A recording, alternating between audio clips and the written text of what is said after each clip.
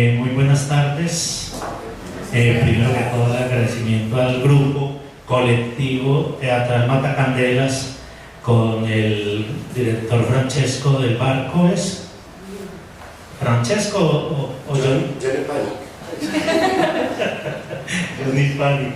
Bueno, bienvenidos los que nos escuchan en la web, los alumnos de la profesora del Poli de Uniminutos con su materia Humanidades 1, que están escuchándola, están obligados.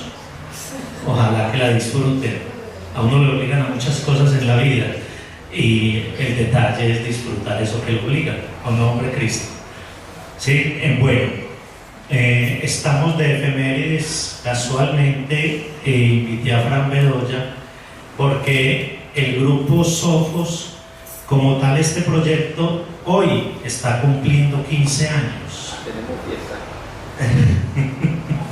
Por eso vamos a hacer fiesta aquí con el colectivo. Muy a propósito, invitamos al colectivo Matacandelas para que celebrara con nosotros. Pues ellos cumplieron 30 años y unos años más, ya te van por los 38, ¿cierto? 39. Imagínense, 39 años.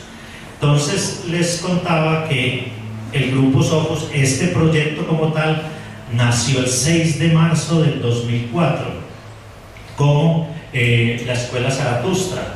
Hola. La Escuela Zaratustra, una vieja asistente, tranquilos que era una vieja asistente, como la Escuela Zaratustra, luego Logos, y casualmente me encontré la ponencia inaugural de Fran Bedoya. Me encontré la ponencia inaugural de Fran Bedoya del 6 de marzo. Dice: el Zaratustra de Nietzsche para los suramericanos, ponencia inaugural para la Escuela Zaratustra, 6 de marzo, Casa Museo, otra parte de Envigado. A vosotros, los audaces, buscadores e instigadores, y a quien quiera que alguna vez haya lanzado con astutas velas a mares terribles, hacia oro Zaratustra.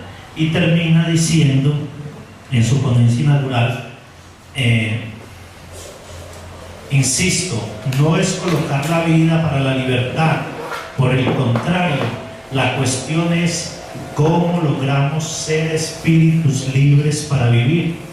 De alguna manera, mire que como Grupo Sofos seguimos siendo fieles a estas filosofías que desde el 2004 nos siguen. Por eso estamos de felices. También al Grupo Sofos le envía mucha salud de Lucrecia Piedrahita, una curadora de arte que se acabó de graduar de arquitecta. Bueno, agradecemos a Tavo que está por ahí, lo llamamos, y a toda esta gente que nos acoge en otra parte. Bueno, agradecerles a ustedes y por favor poner en silencio el celular.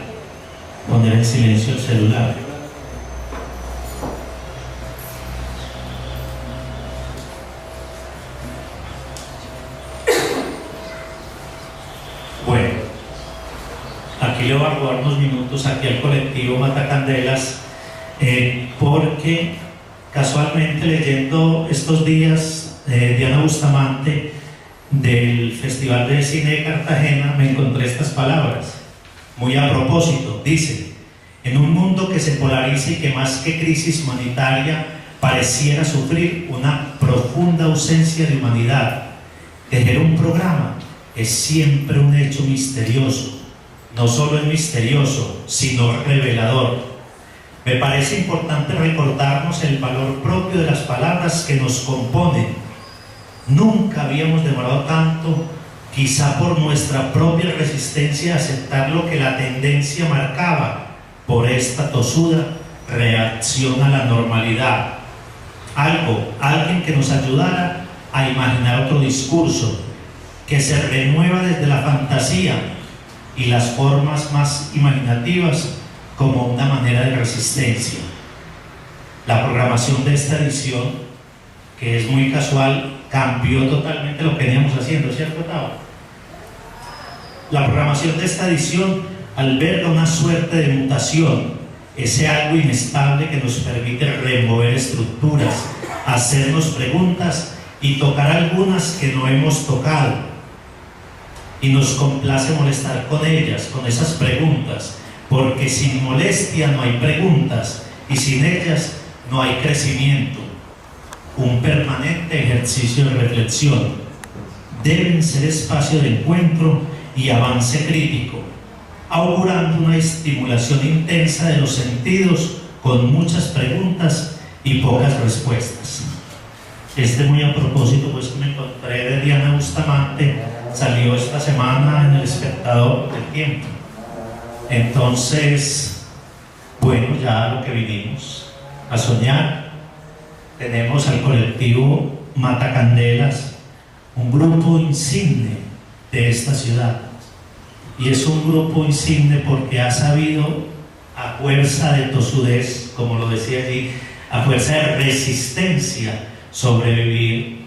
Primero, a ser colectivo. Segundo, a subsistir económicamente. Y tercero, a soñar.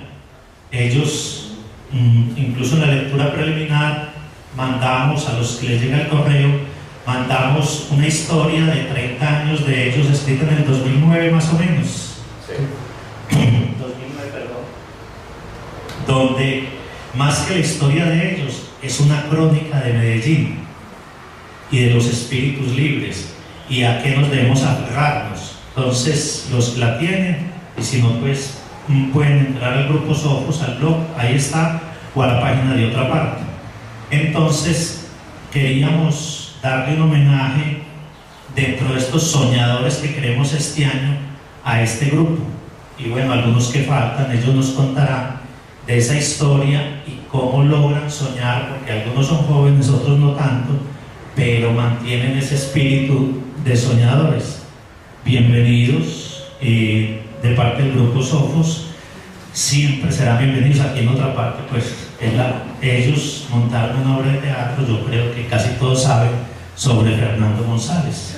Ellos ya nos hablarán un poquito más de eso. Bienvenidos, y están a su disposición toda esta gente y nosotros. Bueno, buenas tardes. Agradecer la invitación de Alfonso, del grupo Sofos. Nos alegra que este grupo de reflexión y de estudio esté cumpliendo estos 15 años, y hemos estado ligados en otras ocasiones anteriores acá, en estas tardes de los sábados que son tan gratas, en este espacio que es plácido y simbólico también, porque aquí hablamos de que lo que Gonzalo Arango llamaba el colombiano número uno, que es Fernando González. Nosotros no estamos todos, solamente estamos un pequeño grupo. Realmente la composición del Matacandelas en este momento somos 15 actores, más que podemos decir un personal de servicios varios como secretaría, contabilidad, aseo, cocina, servicio de cafetería, y gente esporádica que también hemos insistido siempre mucho en que el teatro está hecho por los actores, pero no solo por los actores, sino que hay un montón de gente detrás que no se ve en el escenario, pero que ayuda a que el teatro sea posible. Entonces empecemos como un poquito la presentación de los que están. Los otros están gratamente en el Museo de Antioquia presentando la obra Omar y Negro, una obra que ha sido muy emblemática del teatro colombiano y que lleva ya en repertorio 25 años. Esto lo cuento como una anécdota muy graciosa. A veces hay gente que dice, pero ¿cómo hace este grupo para aguantar 25 años en una obra? Esa obra ya se volvió una pieza de museo. Yo hice eso para el museo y ya no la llevaron para el museo. Hay un salón que está sobre los territorios de paz, y ahí hay una instalación performativa del grupo Mapa Teatro de Bogotá. Ese gran fotógrafo también, que tiene una exposición, que es Federico Río, y Omar y Negro, que es una instalación realmente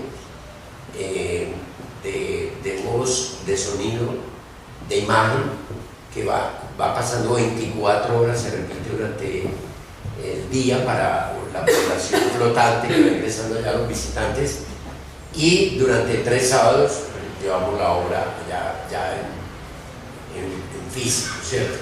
Empezamos entonces por acá la presentación. Buenas tardes, mi nombre es Tatiana Restrepo y hago parte de Matacandelas hace un año.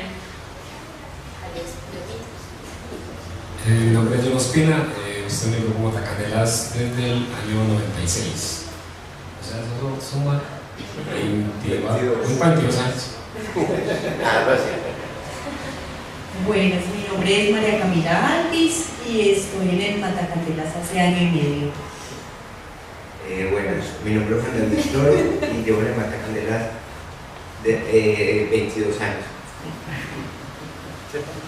Bueno, yo soy Diana Valverde, estoy en el periodo de prueba para ingresar a Matacandelas.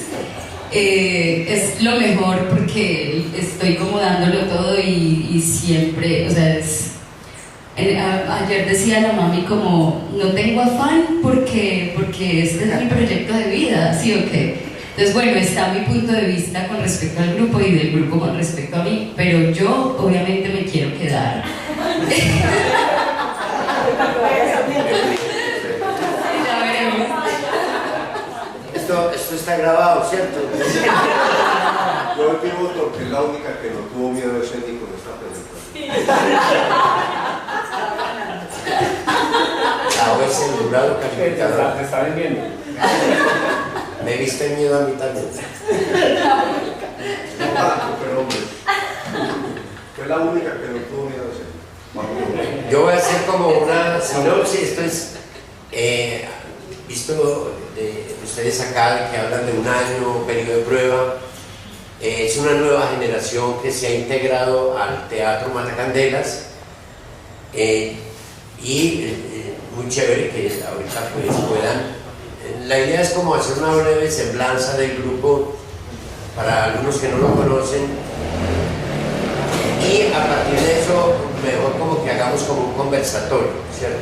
Propondría eso para que ustedes también si tienen alguna inquietud sobre la semblanza del grupo. Es una cosa muy sencilla. Nosotros nacimos aquí justamente en Envigado, casi que por accidente, un 9 de enero de 1979 y éramos 9. El contexto de aquella época era que había pocos grupos teatrales digamos en Medellín, ¿no? En Envigado se había intentos de estudiantiles en los colegios y en Medellín habían como un resto de grupos que eran como el rescoldo, lo que quedaba del teatro universitario. El teatro universitario en Colombia, un teatro muy importante porque fue el teatro fundacional realmente del actual teatro que se hace en Colombia. En aquel momento no había academias de teatro, en aquel momento era risible si alguien dijera que quería dedicarse a ser actor, porque eso no era una profesión, no era una carrera, y simplemente el teatro se utilizaba como un empleo creativo del tiempo libre, lo que llaman un hobby, y la gente lo hacía por pasión, por goma, ¿cierto?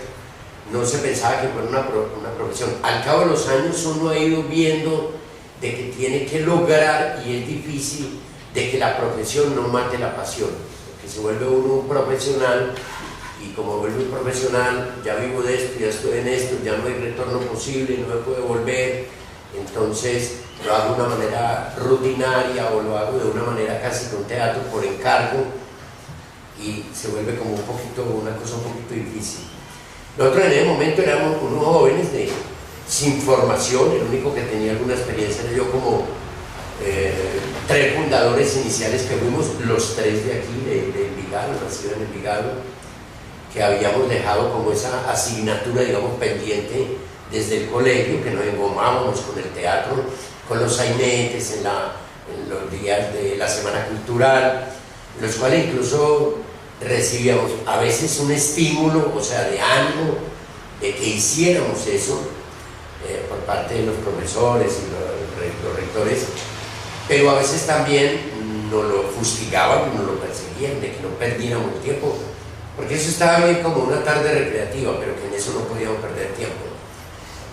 Llegó el momento en que nosotros tres, los que posteriormente fundamos el Teatro Matacandelas, que éramos estudiantes del Colegio La Salle, un día nos dijimos de que el estudio nos estaba perjudicando el teatro y resolvimos retirarnos del colegio. Estábamos en cuarto bachillerato. Posterior a eso, pues nos fuimos a tratar como de leernos, desentrañarnos un poco. Estábamos muy confundidos, como sin un horizonte, desorientados realmente, y nos reencontramos años más tarde y dijimos un espacio donde nosotros podamos como canalizar todas esas inquietudes que tenemos acerca de la literatura, la pintura, la filosofía, y creemos que lo mejor es un teatro. Así fue como nació el Teatro Matacandelas, que inicialmente se nutría de jovencitos, muchachos de 15 años, 16 años, por goma. Y digo una anécdota que es muy ilustrativa y bastante graciosa, que el grupo tuvo muy buena aceptación con la gente y fue creciendo el grupo en integrantes, porque coincidió con una cosa, que en ese momento se operó un cambio en la jornada estudiantil. Ya no estudiaba de 7 a 2 y de 2 a 5, sino que era la jornada de 7 a 1. Entonces los muchachos quedaban desde la 1 libres y las mamás y los papás pendientes de que en ese momento había una gran efervescencia del bazuco y drogas. Yo digo que el bazuco tuvo mucho que ver con nuestra historia. Decía que este muchacho haga algo para que no esté ocioso, porque siempre trabajaba con el lema de que el ocio es el que produce los malos pensamientos y las malas acciones. Nosotros creemos que era al revés, el ocio es el que produce la cultura, ¿cierto?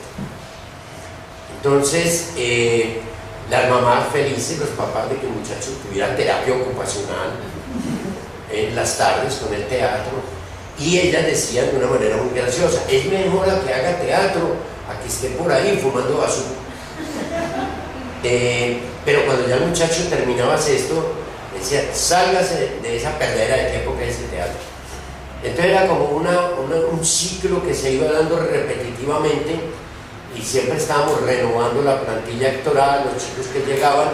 Y un día, en 1985, en la Casa de la Cultura, nos planteamos: ya hemos cumplido nuestra función como grupo juvenil vocacional que va a los barrios. La Casa de la Cultura nos apoyó bastante con eso, de hacer una proyección de teatro.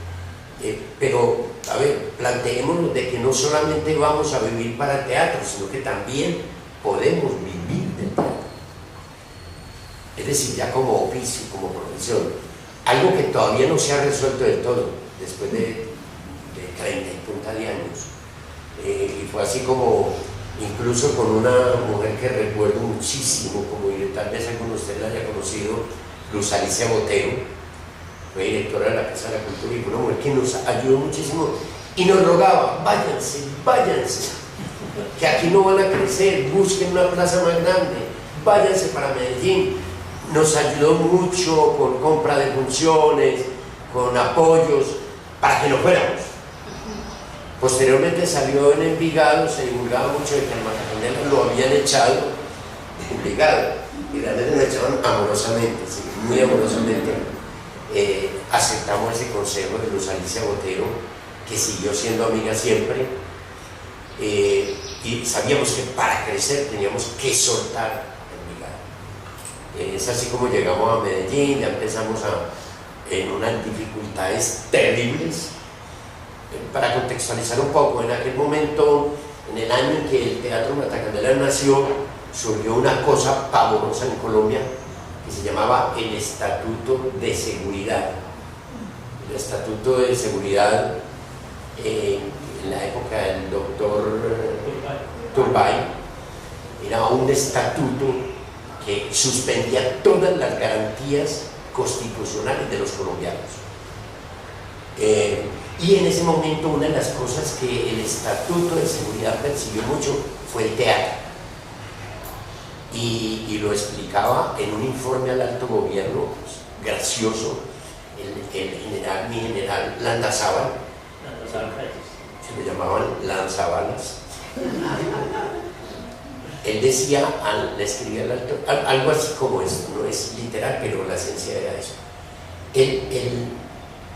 De las artes que más hay que perseguir y reprimir, debe de ser el teatro, porque puede ser hecho con pocos medios y puede ser hecho por cualquiera, y en un escenario el actor tiene una gran influencia sobre su auditorio, puesto que allí no está una representación de él, sino él mismo con su humanidad. Eso, mejor dicho, la escuela filosófica alemana se demoró 1000 años para descubrir eso que descubriese. Decimos que Bertolt Brecht hubiera muerto en la envidia. A nosotros nos tocó eso y muchas veces nos tocó salir corriendo porque se solía decir que el Matacandelas en la Casa de la Cultura de Envigado tenía una caleta llena de armas y llegaron ahí policía a requisar. ¿Y ustedes qué hacen? Teatro. Hacer teatro es como ofrecer teatro, era como ofrecer sida, ¿cierto? Y hacer teatro era como pobrecito, ¿cierto? Yo voy a contar una anécdota muy personal que no la cuento públicamente, pero el popular. A mi mamá, que vivía aquí arriba, le preguntaba a la vecina un día, doña Ana, que hubo de su hijo Alejandro, que era cura. Ah, muy bien, está en tal sitio, el párroco. El otro, Fernando, que es muy juicioso. Muy bien. Y ese, ¿cómo es que llama? El que no sirvió para nada.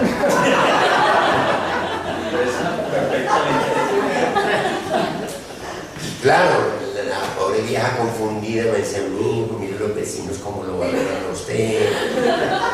Yo le decía, no mamá, un día me enseñarán. No me preocupaba mucho por eso. De alguna manera yo sentía cierto placer masoquista por eso. Cuando digo eso, es que todo el grupo era lo mismo, pobrecitos, allá van los que no sirven para nada. Sí, se tuvieron que dedicar al teatro. Ya para como terminar esta parte, nosotros llegamos, entonces alquilamos una casita en el centro de Medellín.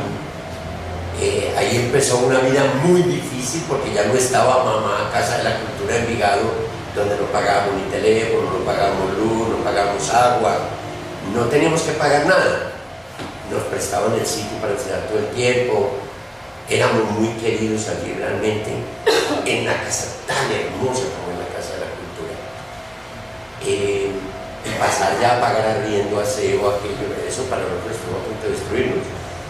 Y un escollo muy grande que quiero mencionar, que nos puso en una dificultad terrible, es que si ustedes lo recuerdan, el año 1991 es la cúspide más alta de la violencia en nuestro territorio, en este valle ahora. Era una cosa pavorosa, los que tienen memoria es el 91, no ha habido otro año, ni antes ni después, lo cual dificultó muchísimo el hacer teatro. De ahí provino una cosa que con los años se volvió leyenda, es que Matacandelas había desafiado el toque de queda, todos los asuntos de orden público. No es verdad, eso lo exagera porque la leyenda hay que hacerlas más arriesgadas, más bonitas, pero sí nos tocó a veces cambiar de horario, ya no a las 8 de la noche, sino a las 6 de la tarde. El público disminuyó en un 90%. Nosotros pues, nos tratábamos como de aplacar un poco, diciendo que más valía un espectador en tiempo de guerra que 100 en tiempos de paz. A nuestra sede llegó a ir alguna vez, recuerdo un empresario antioqueño que entró primera vez de casualidad, de que era aquello. Él cuando salió había 4 espectadores. Él me dijo, esto siempre mantiene así. Y yo le dije, no, hoy estaba lleno. Ustedes de qué van a vivir preocupados, ¿cierto? Digo, de todas maneras, ¿cuántas butacas tiene el teatrico? Yo le tiene 90 o algo así. Me dijo, bueno, entonces yo voy a pagar toda la boletería de esa butaca. Había hechos como esos, ¿cierto? De gente que de repente miraba, años después, María Emma Mejía, que ella fue la consejera presidencial en Antioquia, en un discurso que dio en Manizales decía, era maravilloso porque en el momento en que todo el mundo estaba bajo la cama lleno de terror, los titiriteros, los actores, los grupos, las comparsas como Barrio Comparsa, como la Corporación Nuestra Gente, como Matacandelas, salían a la calle y nos decían que nosotros éramos muy valientes porque desafiábamos, y yo decía, no, nosotros somos tan cobardes como cualquiera, lo que pasa es que no teníamos opción, ya estábamos montados en el carro del teatro, había que hacer teatro, había que convocar público, y fue un periodo muy difícil. Hoy, ahí, digamos, dando un salto en el tiempo, hoy hay algo más difícil, y lo más difícil es la relación que se ha entablado con el Estado. Es una relación bastante difícil, o sea, el Estado está empeñado en acabar con todas aquellas entidades que es sin ánimo de lucro, cargarlas de impuestos, y no solamente impuestos, sino un papeleo impresionante, ya incluso muy influenciado por eso empiezan a desaparecer algunas entidades, grupos de teatro, porque de verdad la carga es excesiva para cumplir. No da tiempo de hacerlo, hay que estar preparando siempre informes, cumpliendo con las normas, obtener un permiso de bomberos, una certificación de bomberos se ha vuelto una tarea poco que imposible, ¿cierto? Es decir, si alguien va a ir por el tapete, entonces tiene que tener barandas porque alguien se puede caer.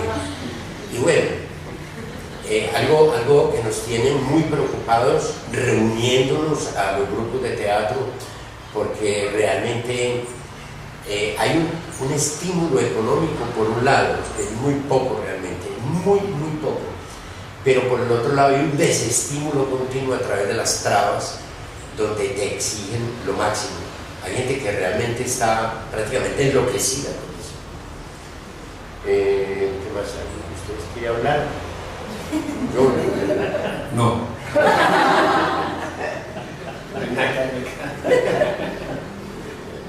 Todo lo que dije son cosas cuando ustedes no estaban, para que no me pudieran desmentir. Pero yo sí que les tengo una preguntita a tercero. Yo también. Yo meto la cucharada mientras van perdiendo el miedo escénico.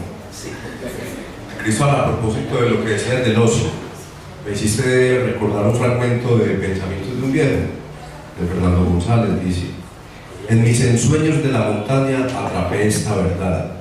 El ocio es la piedra de toque de las almas. La ociosidad es la madre de todos los vicios, es decir, de todos los inventos y de todas las cosas agradables. Exactamente. Y una pregunta para pasarle ahorita. Yo tenía la idea, y ya lo aclaraste, de que tal vez Matacandelas había salido de Envigado a causa de las nuevas mafias y de la violencia. Ya hablaste del bazuco, de ese auge del bazuco, pero ¿cómo se sentía en ese momento el auge de la mafia? Pues yo siento que la inteligencia de Envigado salió despavorida, huyendo de ese mundo mafioso que se creó aquí. Escritores, artistas de todo tipo, creo que se fueron de Envigado, incluso del país muchos. No, es distinto. Vea, cuando nosotros llegamos a la Casa de la Cultura, había un chiste que existía en Envigado, muy gracioso, porque no había nadie, había un club de ajedrez que se reunía por allá cada que renunció un papa. Una casa hermosa, que realmente que la manejaba era el mayordomo. Yo lo escribí en ese artículo que se llama Crónica de un Nacimiento, que era enrasado con Rottweiler. A mí, yo decía, a mí me pareció que tenía más de Rottweiler. Bravísimo. Y los directores de cultura que pasaron por allá le tenían pánico. Y con nosotros tuvimos muchos tropeles. Es decir, ¿cuál era como la relación en Envigado? Una casa hermosa, nosotros nos sentíamos como, y yo le decía a los libros, nosotros éramos como millonarios, pues, vivimos en una mansión. No tenemos la escritura, pero vivimos en una mansión. Una casa solariega con esos muros grandes, fresca. Había algo en esa casa incluso que después estudiándolo, fue la casa de Manuel.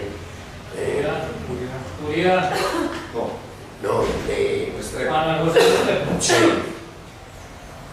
que se rebeló contra Bolívar cuando Bolívar quiso imponernos monarca. O sea, un hombre muy interesante, ligado a tenido personas muy interesantes.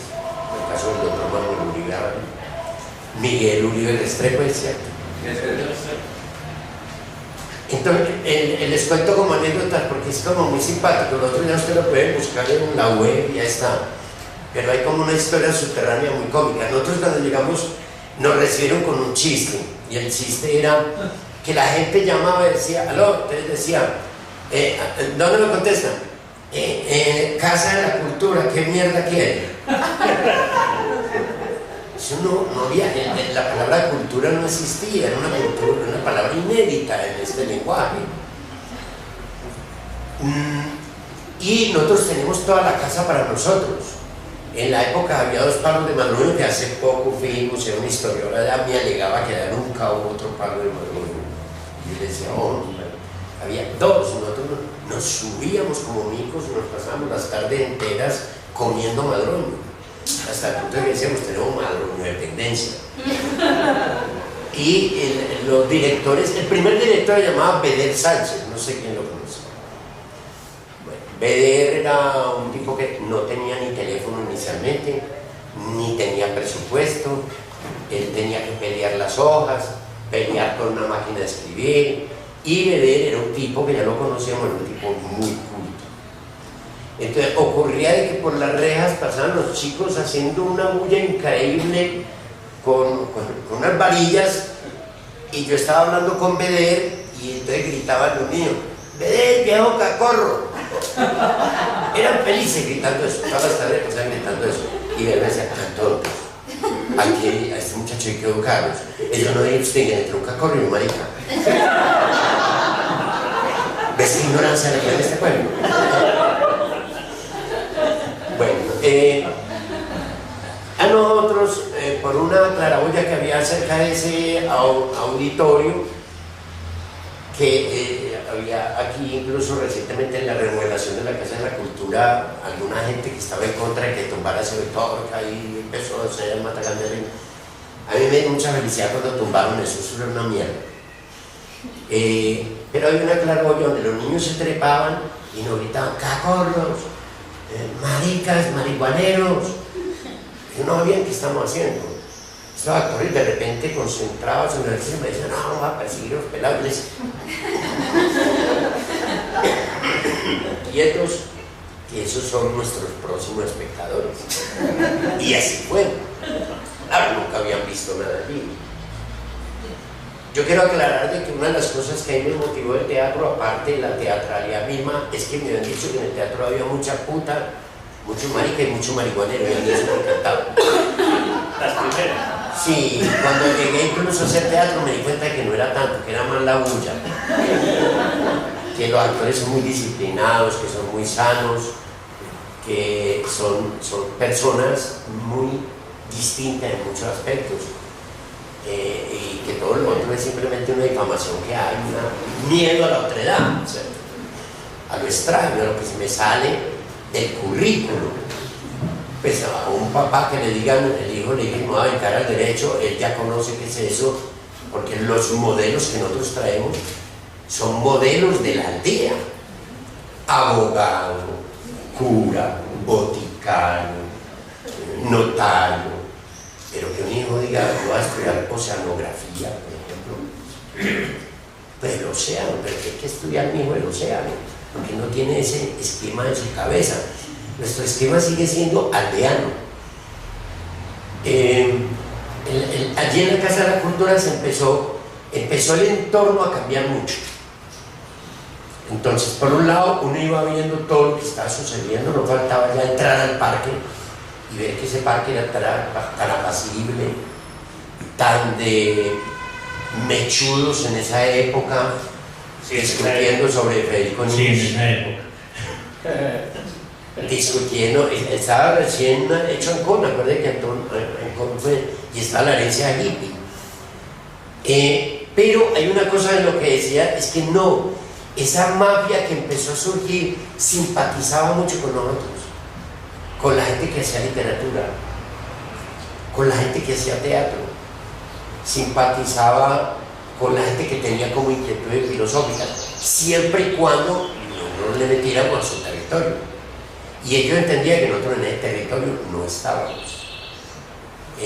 Entonces, claro, aquí había una gran tolerancia hacia eso porque había compromisos de la alcaldía con ellos y de parte de la población civil, ¿cierto? Eso está claro, que los más grandes patricios de Envigado, sus hijos, muchos de ellos, de esos grandes patricios honorables, estaban comprometidos con el narcotráfico, con el crimen. Nosotros siempre permanecimos, nunca dijimos vamos, que Envigado está muy atosigante, muy difícil, no. Siempre obedeció a un elemento que, como lo mencionaba antes, era el elemento del paso de grupo juvenil, vocacional, al grupo profesional. Listo. Bueno, yo tengo aquí 3 preguntas. ¿Hago de a una o...? De a una. Es que lo que decías, Cristo, y lo volviste a repetir ahorita, que ustedes tenían inquietudes filosóficas, literarias. ¿Cuáles eran esas inquietudes? Sí, pues si te acordás, pues como todo eso que los llevó a hacer ese cambio, a tirarse por el teatro. ¿Cuáles eran esas inquietudes? Sí, a ver, el teatro se puede hacer por varios motivos. ¿Por qué hace usted teatro? Entonces, las respuestas son muy sencillas. Uno hay que, esa es una pregunta que uno no tiene respondiendo continuamente.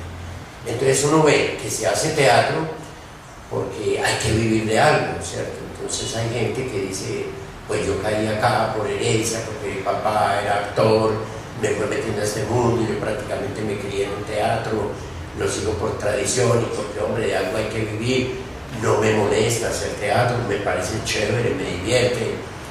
Y lo único que le interesa al teatro es poder sobrevivir como se sobrevive en cualquier otra profesión.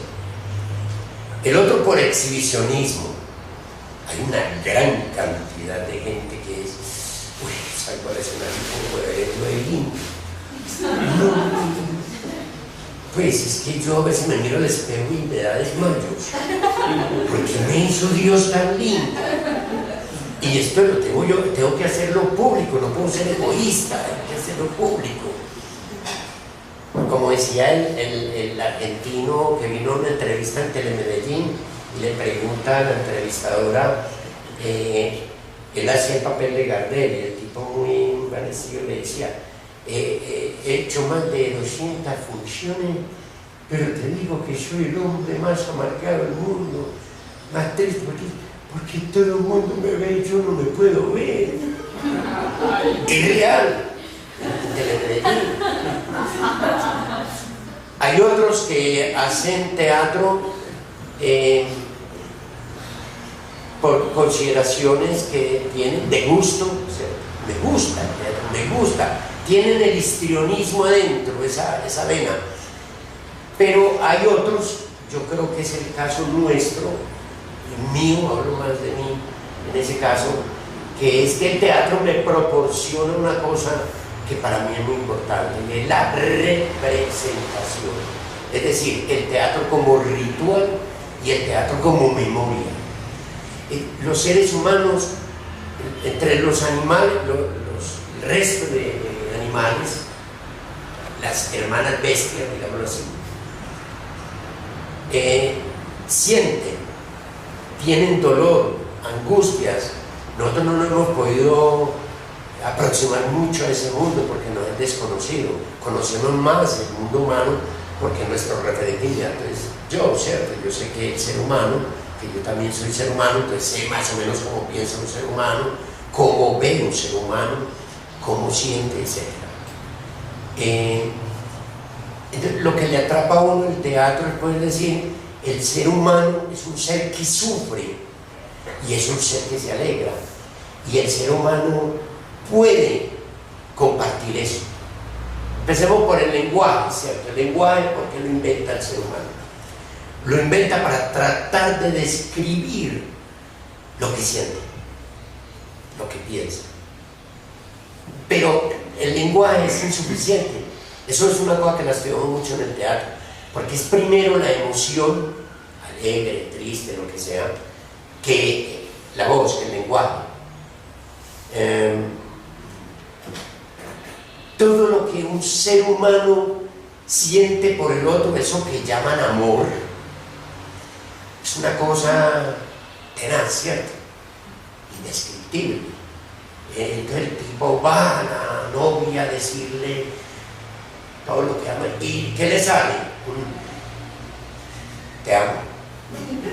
Y ella le contesta, yo también. Y todo lo que hay por dentro, eso no lo puede expresar en el lenguaje. Todo lo que se siente. Entonces, el teatro es como eso, tratar de el ser humano, de escudriñarlo, de averiguarlo, de reflexionarlo, para representarlo. No es presentación, sino representación. Está en Fernando González. Fernando González habla y dice, el niño va por el jardín, se chuza con una espina de rosa, una rosa, el niño grita de dolor, llora, y eso es la vida. Pero el niño va a la mamá y le pregunta, ¿qué te pasó? Y él dice, que yo estaba en el jardín y ¡tum! Me chusé y yo lloré. Eso ya no es la vida, es la representación de la vida. Pero como el ser humano tiene memoria y quiere hablar, si los animales pudieran comunicarse con nosotros, qué cosas tan monstruosas nos contarían de nosotros mismos. Y parece que el otro animal le es negado por una cuestión de evolución natural el hecho de representar. El gatito o el elefante no puede representar la historia de su abuela y de su familia. Nosotros sí, porque tenemos memoria. Y esa representación la hacemos en forma de ritual en el teatro. Convocamos a los otros, le mostramos cómo siento yo, cómo me expreso yo, qué fue lo que pasó en estos acontecimientos. Y eso es una herramienta poderosa a nivel de, filosóficamente hablando. Eso como representación. Nos hemos mantenido como grupo, no lo que nos dice el gobierno, es que ustedes tienen que estructurar con empresas, y no hay absolutamente para el Estado ninguna diferencia entre el Banco de Colombia y nosotros, ni Confama y nosotros, ni la Clínica de la América y nosotros, es lo mismo, no hay ninguna consideración especial. Y nosotros hemos logrado sobrevivir durante 39 años, no a base de economía, o a veces como algunos piensan, que dicen que es que el Matacandelas es un grupo que tiene muchos beneficios a nivel de gobierno. Eso es falso, absolutamente falso. Es decir, eso que nosotros obtenemos con el Estado es apenas la séptima parte de la inversión que tenemos que hacer para que este grupo exista rodando y haciendo teatro. Una séptima parte, una séptima. 2 séptimas partes la ponemos nosotros, con nuestro trabajo, con nuestra voluntad. Y nosotros hemos dicho, al Estado mandemos papeles como empresa, pero nosotros somos una pandilla. Acuérdense que hay una frase que es de Jean Renoir que dice, no hay absolutamente ninguna diferencia entre planear un atraco y montar una obra de teatro. Es lo mismo. Tú sales por acá, tienes que estar en este mercado, es lo mismo. Y nosotros tenemos un comportamiento de pandilla, porque nuestro referente social, eso es lo que yo le insisto tanto al grupo, y a veces no lo convenzo, es que los referentes nuestros son muy malos.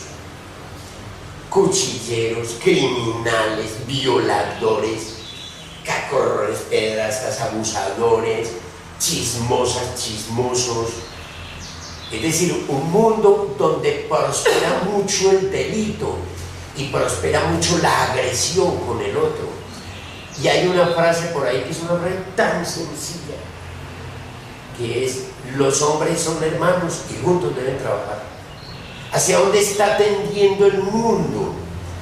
el mundo, yo me niego a creer, pues todo lo que pasa en el mundo es una pulsión entre construcción, o sea, creación y destrucción. Mientras este sinvergüenza va y mata a 20 personas, hay en algún barrio de uno al tipo que se está haciendo un esfuerzo intensísimo para llevar allí alimento o educación a unos niños de escasos recursos, o sea, de escasos recursos, niños vulnerados, victimizados, de pobres no debería de haber. El hambre es un crimen y al teatro le preocupa todo esto. Aquí para terminar con esta partecita, no extenderme mucho, no cansarlos, cuando él ganó el no en el plebiscito, las estadísticas todas en las encuestas decía que el 80%, el 30% de sí, y yo a este país decía, lo he visto deprimido 2 veces en mi vida, desde los años que tengo. El día en que mataron a Andrés Escobar, el futbolista, donde ibas por la calle y veías una cara de derrota en la gente, yo me dedicaba a observar eso, y el día que triunfó el no en el plebiscito. Y yo salí a la calle y miraba a la gente, pero al otro día Sergio Restrepo, el director cultural de otra parte, que era también director me había convocado el otro día para una charla abierta en la Glorieta, donde nosotros íbamos a hablar de la paz y todo eso. Y yo vi que los que iban a llegar a compartir mesa conmigo estaban como derrotados, la gente miraba como así, como lenos una luz de esperanza, y yo les dije, bien, ayer tenemos una gran derrota, ustedes son muy de malas. ¿Por qué? Porque me da como risa, porque ustedes pues tienen que tragarse el cuento. Yo no, porque yo hago una cosa que llamo teatro. ¿Y el teatro de qué vive? Del mal, del crimen, de lo que no funciona. Si todos fuéramos felices, ¿para qué teatro? El arte, la construcción del arte, la construcción del teatro, de la pintura, la construcción de una filosofía, no se nos debe olvidar, como decía el filósofo Séneca, que el objetivo es vivir mejor, no es filosofar, es vivir mejor, tratar de hacer un mundo más soportable. Y hay que recordar de que el arte es, así como suena, es una indemnización. Para nosotros no lo concebimos como industria del entretenimiento, que la palabra es sospechosa, entretener mientras que, ¿cierto? Te mantengo entretenido, manténgame entretenido. Industria del entretenimiento, una palabra tan vulgar, tan pornográfica. Nosotros creemos en la palabra diversidad, diversión. Diversión viene de diversidad. Entonces, en este sentido, para uno, cuando a veces le dicen ¿para qué hacer teatro?, uno tiene los cimientos filosóficos muy bien construidos para esto en el pensamiento. ¿Me preguntas para ellos? Exactamente. Y es una pregunta para todos. ¿Cómo recuerdan, cómo conocieron el grupo Matacandelas y qué impresión les dio el grupo cuando lo conocieron y cómo se acercaron? Si fue algo que buscaron entrar al grupo Matacandelas o fue algo que se fue dando. Cada uno tiene una historia diferente.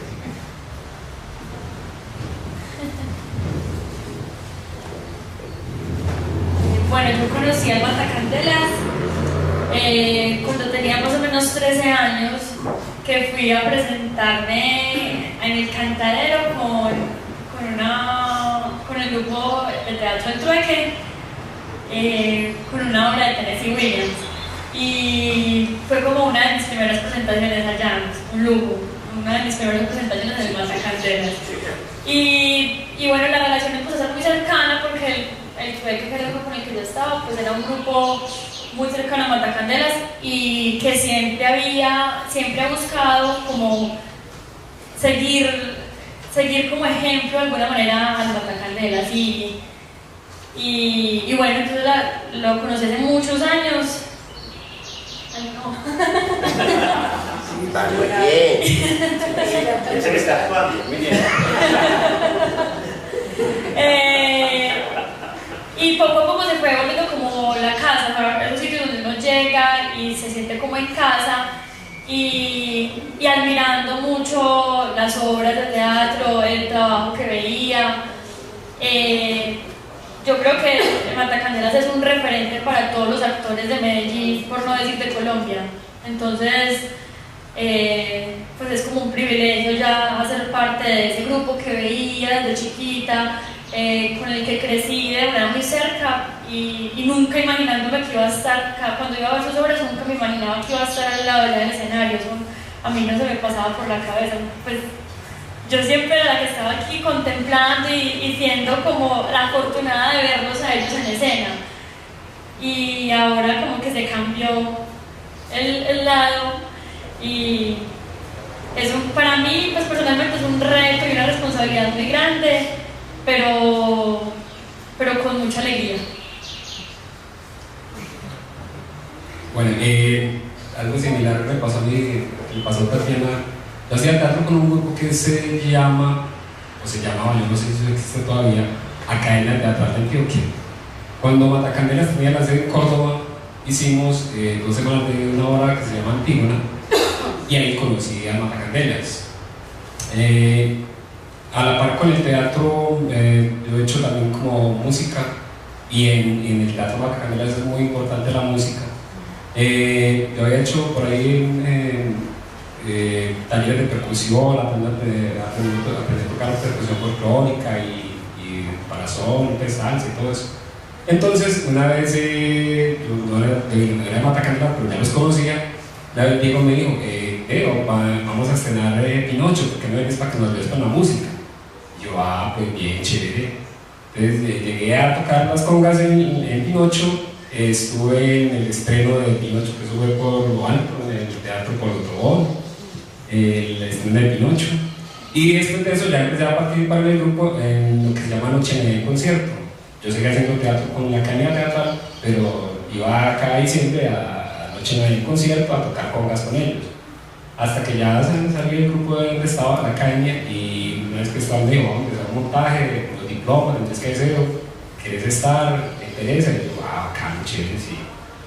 Y ahí perdí el placer de ser uno de los mejores espectadores de Matacandelas a pasar a ser uno de los actores de Matacandelas.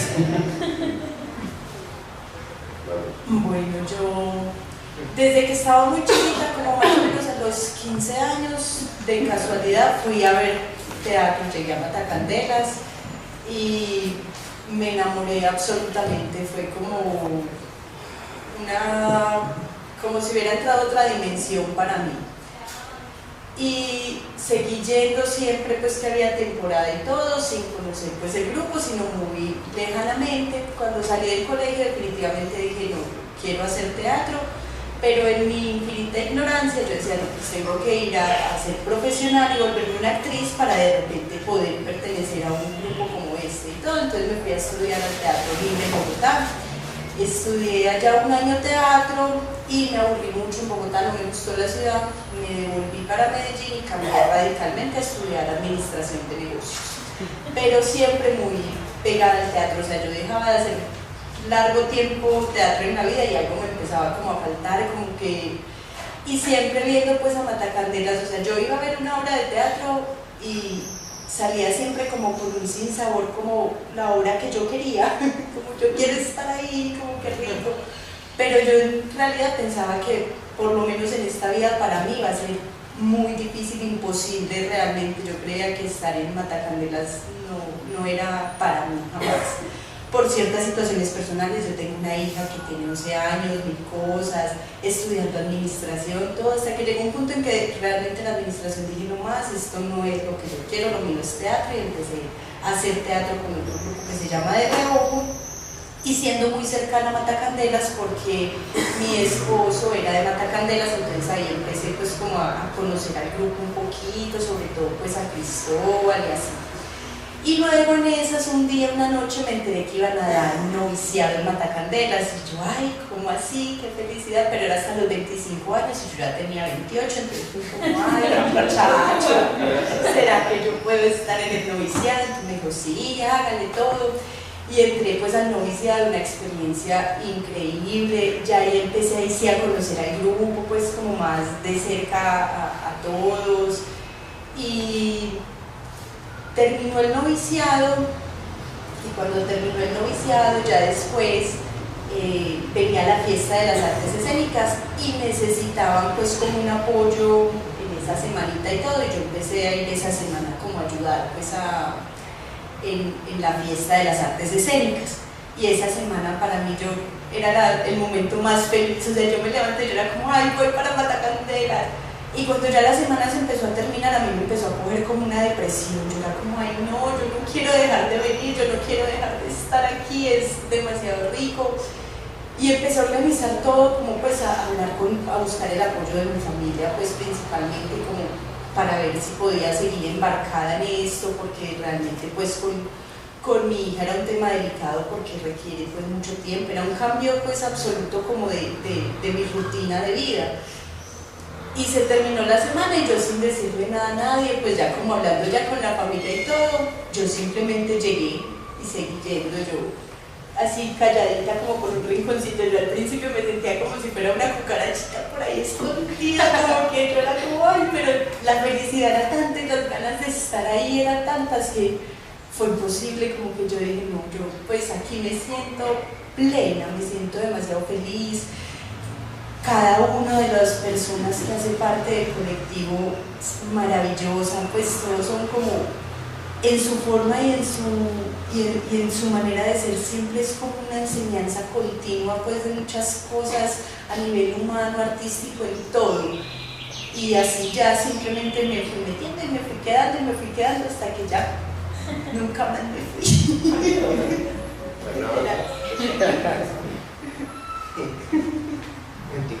Me están llorando las manos.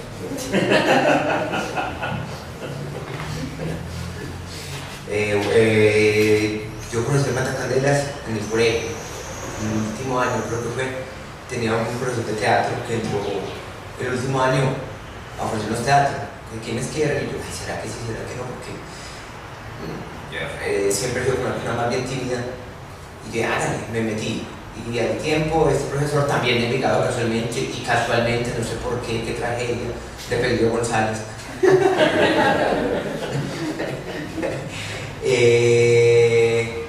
Me dijo, vamos a ver un grupo que se va a presentar en la biblioteca de la avenida Guayabal, de Confenal. Yo estudiaba en Benjamín Herrera y fuimos a ver una obra y yo quedé, pues me enteré de otra cosa, me enteré como que si un libro salían los personajes y empezaron a hablar, era La Zapatera Prodigiosa.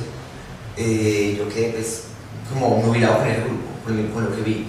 Años después de salir del colegio y todo, conocí a unos chicos de un grupo de teatro de Santo Domingo Sabio y ellos me dijeron que conocían a un actor de Matacandelas, a Fabio Londoño, que le ayudaban a hacer cositas pues, de escenografía, pintar, a mover cosas, pues, hacer cosas como de utilería, que se quería ir. Y yo, vamos, me llevaron allá. Cuando ese grupo estaba en Córdoba, y yo fui como metiendo ahí, como que sí, como que no, pero me gustaba, pero siempre hay la parte que uno dice sí, otra vez no. Ya después al tiempo volví, salió el proceso de los diplomas, también estuve ahí y empecé como a enamorarme más y como a encontrar ejercicio como de tibieza, pues, que me gusta a veces, hasta que ya pedí ingreso y me aceptaron. Me salió un tiempo, pero volví porque es difícil. Llegar afuera es difícil. No, porque no, también por impulsos también. Yo creo que la vida también es de impulsos. Creo mucho en eso. No digo que va a estar toda la vida ahí, de pronto sí, ojalá, de pronto no, porque uno no sabe cómo son esos vaivenes de la vida, esos ritmos, esas vainas que manejan tan extrañas a veces que lo ponen a uno acá y no sé. Ojalá que sí, claro. Lo han sido y lo deseo, sí, es así, si la vida sí lo quiere. Bueno, hablando como de, siempre lo tuve ahí, de los sueños, ¿no? De lo que son los sueños. Yo salí de un internado en Cali y resulta que quería estudiar teatro y me dijeron también una cosa muy personal, como doña Noemí me dijo, si usted quiere estudiar eso, es porque quiere ser una vagabunda, listo, séalo, pero se va de aquí, se va de aquí. Y ese lugar fue mi mundo, o sea, yo dije, pues sí, yo ya voy a cumplir 18 años, lo normal es que yo tenga que salir, si quiero algo, si sé qué es lo que quiero, ya había quedado en la Universidad del Valle, porque yo le dije, fui, me presenté, hice las pruebas y quedé. Entonces me dijo, ah, sí, bueno, ya saben lo que les acabo de decir. Entonces le dije, bueno, me voy. No sabía cómo, ni qué iba a hacer, ni qué iba a pasar, bla, bla, bla. Estando ya en Univalle, estudiando teatro, fuimos al Iberoamericano en Bogotá y vi Los Ciegos. Esa obra, o sea, esto es tan mágico para mí porque yo vi esa obra, me tocó demasiado y yo dije, eso es lo que yo quiero. Eso es, o sea, es... Y ahorita que estuve en enero en Cali, estaba con unas amigas y me decían, qué pena la grosería, maricona, estás en el Matacandelas, y yo, hey, estoy en mi prueba, es que, pero ¿te acordás que vos decías? Y yo, sí, ¿se acuerdan? O sea, eso fue como algo que yo dije, lo expresé y pasó. Entonces, bueno, por cosas de la vida, terminé, me metí con un extranjero que él quería venirse a vivir a Medellín. Entonces me dijo que te venís conmigo, y yo siempre he estado como todo o nada, y bueno, sí, vamos porque allá está el Matacandelas. Eso fue como lo primero que pensé. Y después pasó mucho tiempo porque es difícil, porque la ciudad, el medio, un montón de cosas, pero eso estaba ahí en mi corazón, eso es visceral, yo no sé, esas cosas que uno simplemente no puede dejar atrás porque son sueños, porque es lo que uno quiere, porque una vez lo pensó, lo dijo, tal cosa. Y conseguí una cita con Cristóbal, yo pensando que me iba a decir que no, y que no. Y le dije que quería como un acercamiento con el grupo, y ahí estoy. Cuando empezamos, es que bueno, vamos a hacer lectura de Los Ciegos, que vamos a remontar. ¿Y usted quiere estar ahí? Yo... no lo podía creer. Entonces estuve con ellos al lado de Cristóbal actuando Los Ciegos, y es de esas cosas que uno dice, me puedo morir hoy mismo, ya, y así. Yo sabía que nos iban a contar historias muy hermosas. Yo nunca intervengo tanto, estoy muy conversador hoy. Lo que pasa es que me hacen acordar de cosas. Para que a Juan David le suben un poquito más las manos, le lloren perdón, yo tengo que contarles que Juan David es el que interpreta a Fernando González en Velada Metafísica, y es algo asombroso. Siempre que yo veo la obra digo, ahí viene don Fernando, y me emociono. Ahí va a salir don Fernando. Les cuento, cuando Cristóbal ha contado que una de las primeras ideas del grupo fue llevar a Fernando González a escena, al teatro, hacer algo con Fernando González, pero que era muy difícil agarrar a Fernando González para el teatro, y que no había día en toda la historia de Matacandelas en que no se hablara sobre Fernando González allá en el grupo, hasta que un día el grupo le dijo, bueno, hagamos algo entonces, ¿cierto? Y se metieron al proyecto más o menos en 2004, calculo yo. Empezaron a trabajar, eso no salía, ellos preocupados. Entonces yo un día aquí conversando con unos amigos, con Sergio y con Lina, una amiga, les dije, vean lo que leo yo aquí en el libro de los viajes sobre las presencias de Fernando González, que el secreto de la creación artística, que son tres cosas. La llave es una historia que cuenta Fernando González en el libro, pero lo resume así, que el secreto de la creación artística es la llave, el aurum metallicum y el palito para la cosa. En todo caso hay que tener el palito para la cosa. Entonces se nos ocurrió ahí regalarles las tres cosas, la llave, el aurum metallicum y el palito para la cosa. Abrimos el directorio, no había Google, pues, es decir, abrimos el directorio, páginas amarillas, tienda homeopática, buenas tardes, ¿tienen aurum metallicum? Sí. ¿Cuánto vale? Como 5.000 pesos. ¿Tienen domicilio? Sí, ya. Entonces fue increíble, entonces ahí nos entusiasmamos con eso. El caso es que Sergio se consiguió un antiguo maletín médico y les llevamos a Matacandelas el regalo, el maletín con la llave, el abril metálico, el palito para la cosa, que finalmente esa historia termina en la obra. Pero realmente lo que yo quería resaltar es, bueno, y entonces esa obra se demoraba y se demoraba y se demoraba, pero creo que sirvió el maletín. Pero Cristóbal había dicho, la idea es que no haya un personaje Fernando González en la obra, eso es muy difícil. Y yo no sé pues detalles de cómo pasó, pero el personaje fue apareciendo, ¿cierto? En los ensayos, en las reuniones para preparar la obra, ese personaje fue saliendo y fue saliendo, y es un éxito increíble. Bueno, también hubo un detalle de esta obra, hablando un poquitico de eso.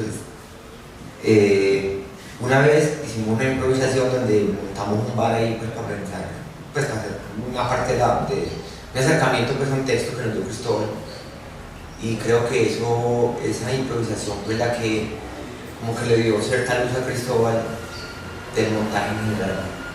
Él dijo, no, quiten todo porque nos estamos traicionando el espíritu de Fernando González, de lo que él hablaba, honesto, desnudo y verdadero. Quiten todo y esto empieza así frío, así sin nada. Creo que es una buena anécdota pues, porque siempre lo recuerdo mucho como esa lucecita que hubo ahí para Cristóbal y obviamente para nosotros también. Pues ya que se entró el tema, lo que pasa es que Fernando González constituía para nosotros como una obsesión, una porque era un referente. Es decir, siempre hemos tenido, y lo digo muy claramente, un mundo donde uno tiene que ir buscando como referentes y valores, porque esos valores no los encontró en el colegio, los encontró de pronto. Yo fui muy afortunado en el espectro familiar, fui muy afortunado con eso. Pero el contexto general es un país que uno califica que es un país que tiene en el ADN bandoleros. Este es un país de bandoleros, eso yo lo tengo claro, ¿cierto? Estamos entre pillos. Uno ve esas caras bonitas de cachacos que salen, ese se ahorró 70.000 millones, ese tiene los niños muriendo siempre en La Guajira, con esa cara de buen esposo y de hombre decente, blanco, porque aquí todos los crímenes los han cometido los indios y los negros. Los blancos son divinos, un ejemplo de moralidad. Créeme en esto. Entonces, en medio de ese contexto, para mí el teatro se me convierte en una torre de fortaleza, en una cosa que es, digámoslo así, mi auténtica patria. Yo tengo más patria que la infancia y más patria que el teatro.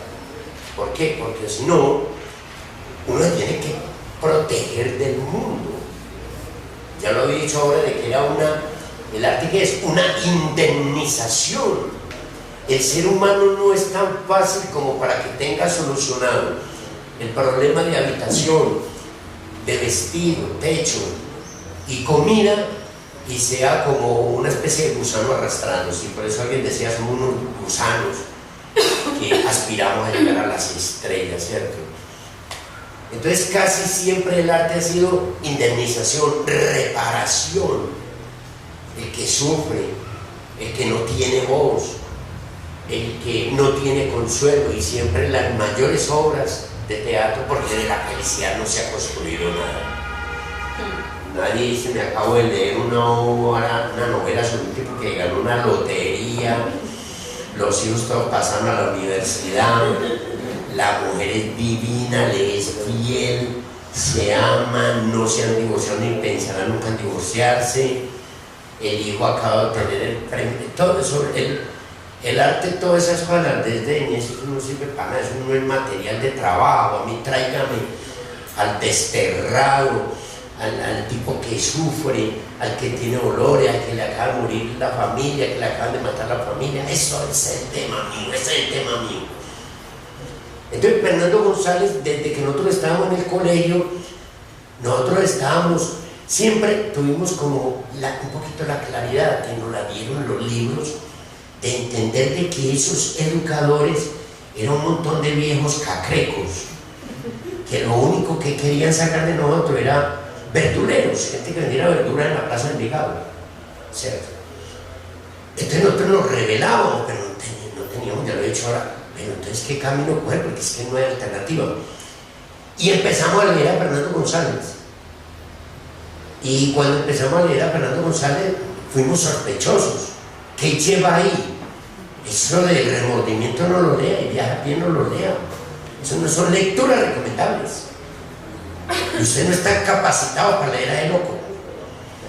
Y la fama de Fernando González no es la que tiene hoy. Recuerda que Fernando González se lanzó a la Asamblea Departamental y obtuvo 19 votos. Ni uno en Medellín, 2 en Envigado. No era una celebridad. A las niñas de la presentación le decían que no podían pasar por acá porque estaba ese viejo en pelota. Y a nosotros, yo no lo conocí, y lo conocí de otra manera que también, no me lamento por eso, de que personalmente, ¿no?, a través de los libros que lo he leído y que lo he disfrutado y que lo he compartido, nos decían, ese es un ejemplo de un loco, hay que evitarlo, usted no puede ser así, ¿cierto? Entonces nosotros veíamos que el loco nos decía unas cosas que a nosotros los jovencitos nos entusiasmaban, entonces lo leíamos casi que al escondido, ese placer de las cosas prohibidas. Entonces, claro, desde muy tempranamente uno dice, este es el valor mío, el referente mío, no los otros, no María Ospina Pérez, no Álvaro Gómez Hurtado, sino es Fernando González, o sea, es Sigmund Freud, es Federico Nietzsche, y uno va eligiendo sus espejos, sus referentes, hacia qué mundo, de qué. Y claro, eso fue una obsesión, fue como un estallido cuando yo finalmente, después de 2,5 años de verlo, Gustavo ya estaba desesperando mucho, porque no queríamos sacar una obra que fuera una caspa. Es decir, lo más fácil es, hacemos eso en 2 meses y sacamos una caspa de obra para darle la paliza a la gente, sino una cosa que la gente la disfrutara, ¿cierto? Y a fe que lo logramos un poco. Don Alfonso Sopos. Señor. Alfonso Sopos. Sí. Quedó bien, ¿cierto? Que ya está aburrido, ¿no? Esto está lo más bueno. Preguntas Listo, o que es apreciaciones. Sí, aprovechemos. Pues yo digo personalmente y lo reitero, este grupo, digamos, para mí que conozco de teatro un poquito, y conozco un poquito de la historia del teatro, que me tocó sufrirla, mi ex es teatrera y referente pues en esta ciudad también, allí en Medellín, entonces me ha tocado sufrirlo y sé que este grupo Matacandelas es de los serios, pues porque aquí tenemos muchos teatros, ¿sí? Que está el pequeño teatro, que está el teatro popular, que está la casa del teatro, que está el de Teatro Prado, ¿cómo se llama el teatro? El Águila Descalza, bueno, Fractal, muchos, pero realmente es referente primero por la seriedad que le pone al trabajo, el profesionalismo que le pone al trabajo, esa seriedad porque nos ha rescatado, pues a Caicedo también lo rescataron con los diplomas que ya lo han mencionado varios, entonces a Fernando González. Como grupo se ha mantenido y siempre ha conservado eso, lo del teatro como centro, ¿sí? No para entretener, porque para entretener hay muchos teatros, pues mencioné aquí algunos para entretener, pero esto realmente es un grupo que ha soñado y ha llevado a cabo ese sueño, ese es el referente, ha soñado, ha llevado a cabo el sueño con una historia y, como lo decía Cristóbal, llevando esa filosofía realmente de vida. Entonces, bienvenidos. Por favor, dicen el nombre porque nos escuchan en la web. En la web también nos pueden llamar al 448-2404 si tienen preguntas o intervenciones. Acuérdense que aquí salimos más con preguntas que con respuestas. Bueno. Bueno, muy buenas tardes. Mi nombre es Manuel Moreno. Vine el día de hoy porque me invitaron algunos amigos y amigas muy especiales. Empezando en primer lugar por Gustavo, en segundo lugar por Rosario Caicedo, que te manda muchos saludos. En tercer lugar por una poetisa y actriz a la que estimo mucho, que se llama Dina Merlini, que también hizo parte, según mi rastreo histórico, es la primera mujer que integra e ingresa al nadaísmo después de que Gonzalo lo había fundado. Y mi pregunta va dirigida a lo siguiente. Tú decías algo en tu reflexión y era que el teatro invitaba a pensar. Yo reflexiono en esta época en la que pareciera el pensamiento no es lo fundamental, ni lo básico, ni lo esencial, pareciera un pensamiento del cual se puede prescindir. Y recordaba también una frase de Stanislao Zuleta que decía que había dictaduras tan fuertes que aún teniendo el ejército más grande del mundo podía tenerle miedo a un poeta por lo que escribía, o a un artista por lo que mostraba en sus obras, o a un autor o a un actor por lo que expresaba en el teatro. Me pregunto entonces, ¿no es fortuito que el Estado no financie en estos momentos el teatro como posibilidad de que el público reflexione en torno a un tema? ¿No es necesario para un Estado que sus ciudadanos no reflexionen ni piensen?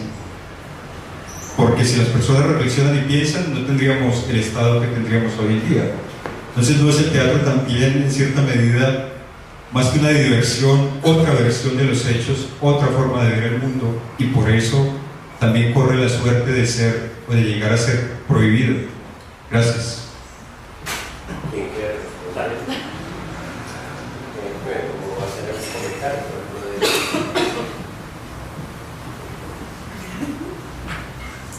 ¿Cuál es la pregunta? No, el Estado, es que te estaba oyendo todo el discurso, pero al final... No, el tema de la prohibición del teatro como posibilidad de invitación al pensamiento. Vea, sí, sobre eso yo que incluso históricamente, trazando lo que habíamos hablado al principio, es que a nosotros nos tocó la época y con el Estatuto de Seguridad de que el Estado, no hablemos del Estado, hablemos del gobierno, porque es que el Estado es otra cosa, el Estado somos nosotros, ¿cierto? Lo que pasa es que está usurpado por un gobierno. Hay una cosa, en primer lugar, Colombia es un país, recordemos que es el tercero en desigualdad, es un país muy semejante como Haití, ¿cierto? Es un país en el cual la seguridad, la salud, la vivienda, el empleo están absolutamente desprotegidas. Entonces uno piensa en un gobierno que piense como en cultura, no le va a interesar tanto. Si lo otro no le interesa, que este es un Estado que es muy puntual y funciona muy bien. Yo admiro mucho este Estado, son muy buenos para recaudar impuestos.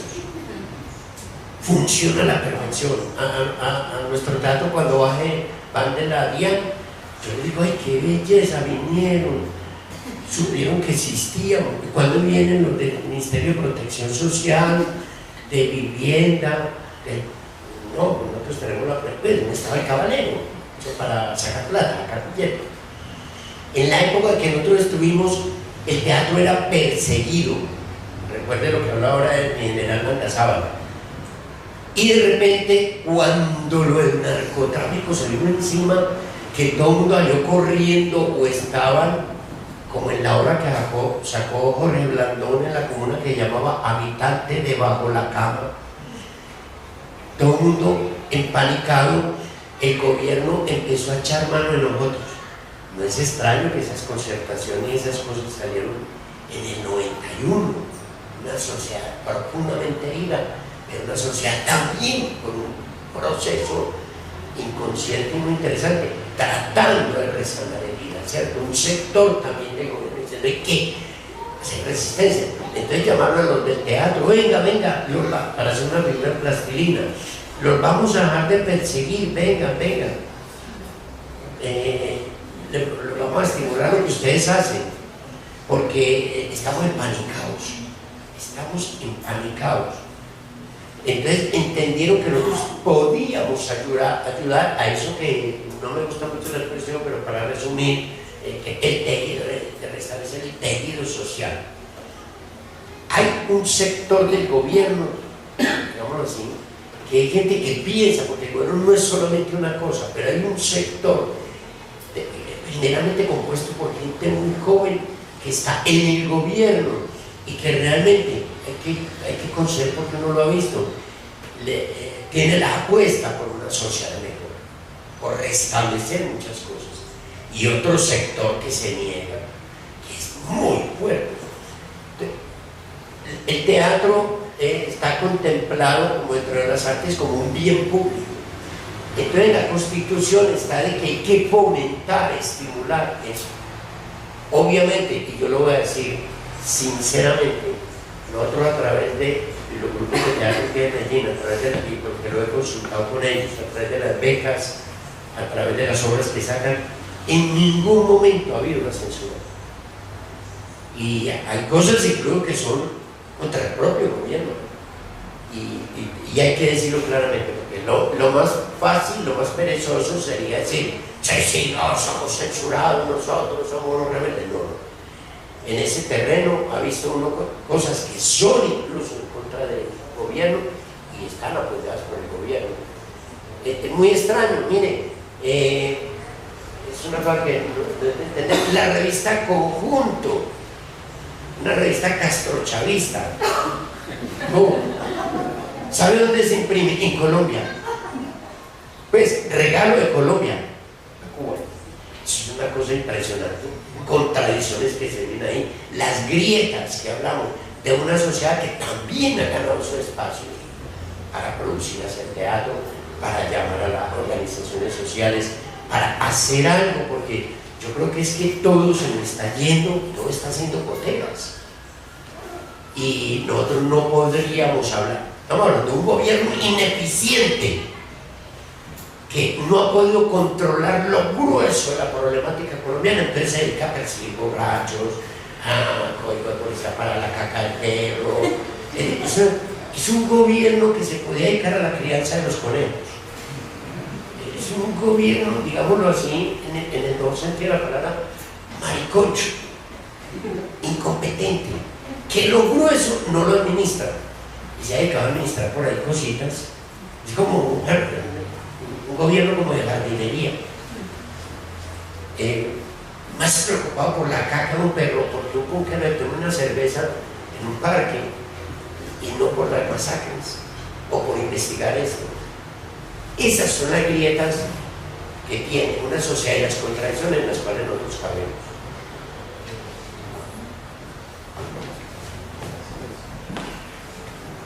Buenas tardes, Jesús Camacho.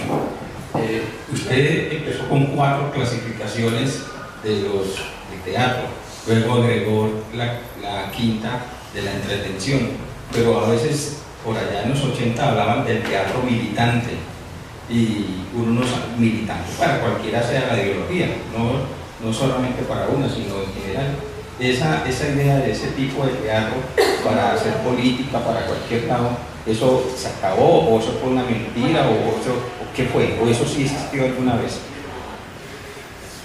Sí, eso está inscrito dentro de una línea que se llama el teatro político, y eso es todo un género. En Estados Unidos existió, en Europa el teatro agitprop, el teatro del oprimido, en Brasil el teatro, es decir, la voz del oprimido, el teatro foro, y en Colombia este teatro que se dio en denominar como teatro panfletario, era porque era un teatro nacido en las entrañas de la universidad, de jóvenes rebeldes. Además, hay que entender esto muy abuelo de Garza, es que el origen del teatro nuestro es un origen un poquito traumático, porque en Colombia el teatro nunca se había considerado como una posibilidad de oferta cultural a la sociedad. Entonces el teatro se hacía como una entretención. Recordemos el teatro Junín, ¿cierto? Las compañías que venían de Europa, que era en la época en que no existía la televisión desplazó todo eso. Recordemos lo que decía el filósofo Jean-Paul Sartre, cuando dijeron, uy, la televisión va a acabar con el teatro, y no, al contrario, lo va a redefinir, porque la televisión liberó al teatro de su oficio prostituto, entretener, ¿cierto? Entonces yo ya no voy al teatro porque no tengo nada que hacer, no, sino que yo voy al teatro porque me están diciendo algo. Y lo que hablaba el compañero era que es muy interesante, es decir, no es solamente el teatro como escuela de pensamiento, porque para eso están las escuelas de filosofía, sino porque el teatro también propone lecturas del cuerpo, es decir, la fundamentación básica del teatro no es ni enseñar, porque para eso está el SENA y la Universidad de Antioquia y Sofos, ni llevar un mensaje, porque no pertenece a ser mi entrega, ni a coordinadora mercantil. La función más noble del teatro, mejor dicho, la auténtica, por así, es compartir un estremecimiento. Es decir, el hombre se comunica en eso.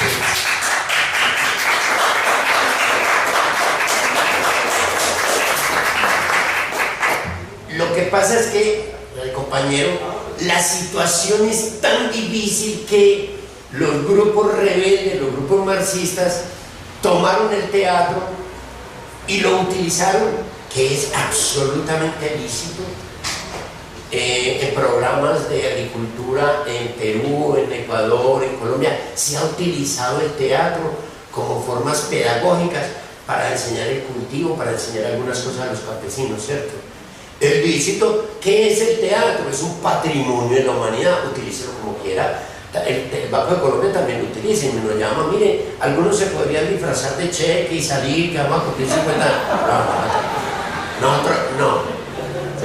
Ni nos disfrazamos de Bonais. No, sí, hay compañeros que le dicen a uno, hermano, tengo 3 hijos, tengo que pagar arriendo, me tuve que disfrazar de Bonais de Lulo.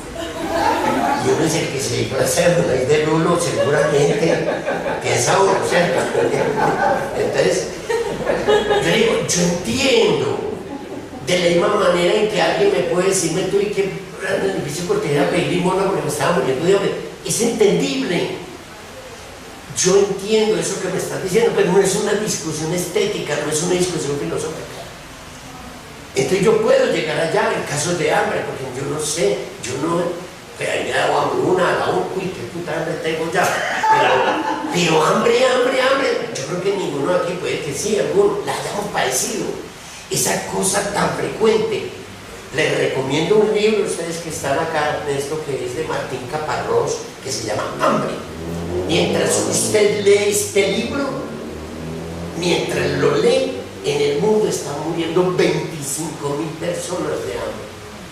Entonces, ese teatro que dice mi compañero, es un teatro donde los filtros, digamos, de lo simbólico, porque el teatro es un espacio simbólico, los filtros entre teatro y símbolo no existen. Está el grito pelado, ¿cierto?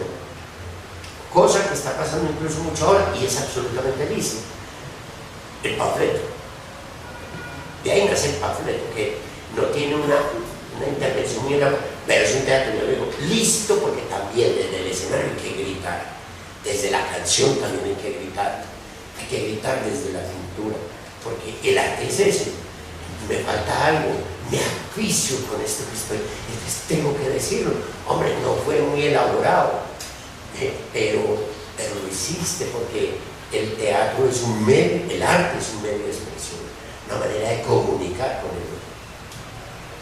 Yo empato aquí a Cristo y a Chucho, lo empato en la siguiente manera.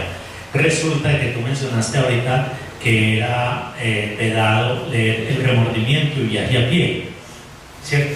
Lo dijiste. Y casualmente aquí tenemos a Chucho, que es un experto en la lectura de Viaje a pie, Chucho, y nos va a acompañar en su viaje a pie con las caminerías persiguiendo al brujo, en la caminería del brujo. Entonces va a haber otra tertulia con Chucho sobre esa experiencia de leer Viaje a pie persiguiendo al maestro por los caminos.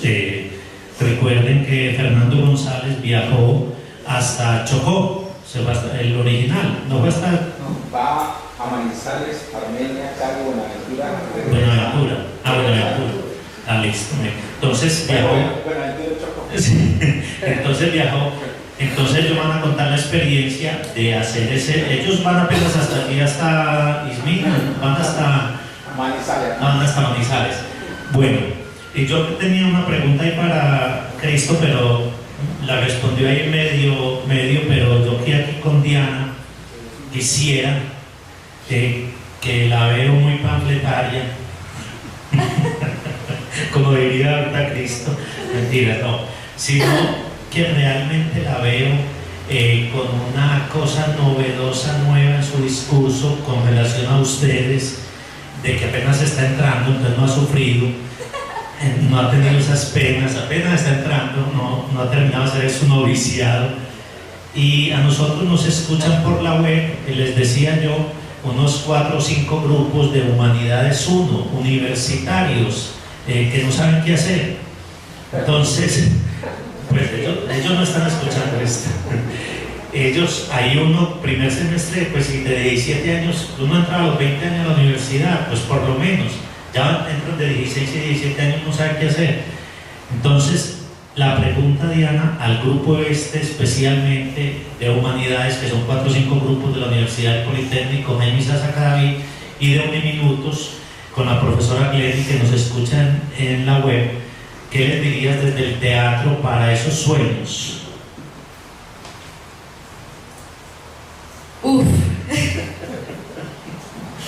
Para esos sueños, bueno,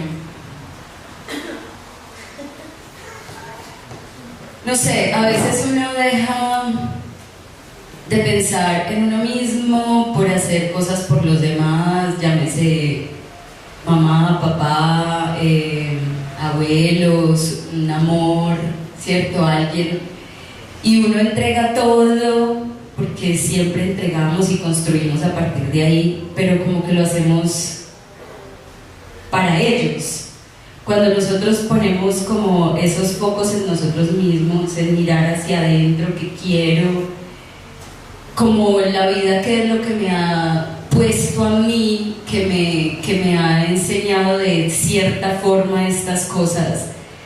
Sí, y salirse un poquito también porque es que también está la cuestión económica, está, no sé, es también desde tu personalidad. Si te interesa comprarte unos zapatos nuevos, un libro nuevo, es un punto de vista, es filosófico también. Entonces, no sé, cuando yo estuve, por ejemplo, en 11, me llevaron a un hospital a una morgue a ver si podía. No, yo casi me desmayo ahí, yo no podía con eso. Pero en un momento en que ahí en el internado tuve la oportunidad de hacer teatro, creo que era en la boda para mi madre, una cosa así. Imagínense en un lugar donde hay niños huérfanos y maltratados y las mamás estaban invitadas. Y tuve la oportunidad de dar como ese monólogo, ese poema, no recuerdo bien qué es, y yo veía a esos niños y esas madres y esas caras, como, no sé, ponerle de pronto más sentido a cada momento, a cada cosa, y uno darse cuenta que me habla, que me está hablando de mí, con mi entorno. Y si, bueno, y si tú quieres plata, pues buscas plata, o si quieres, sí, depende la búsqueda. Pero sí saber uno como que qué es lo que quiere, que la vida te ha enseñado y ir más allá. Es difícil la pregunta. Muy difícil, ¿alguien me ayuda?